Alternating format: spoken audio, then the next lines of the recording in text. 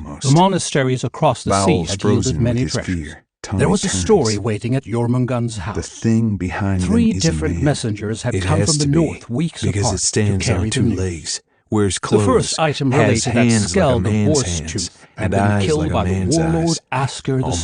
Spear, who had taken Close Skeld's enough. lands as his own. Nothing else has There had been a eyes like great that, bloody so they must battle be in a the early man's fall, eyes. and Asker and his But men it has a had won. face like a flower. The second on the story was that process of Asker withering. had gone mad A flower and was made of burning meat the and farms bone and and terror. villages near Skeld's It Keep, clicks at them, slaughtering and that livestock strange and face driving pulses people into the and wilderness. rearranges itself. The latest was that Never Asker still, was dead, never and had been anything dead but since vital the day and he'd awful taken the keep. and alive. It was And Skeld and Tawny his damn near council wets who were himself murdering because he knows everyone what within this reach. is. They had risen the from their devil graves his own as self, Draugr, come as to the long haunt the wet desert, days of fall to crept hunt into the for early bad days kids. of winter.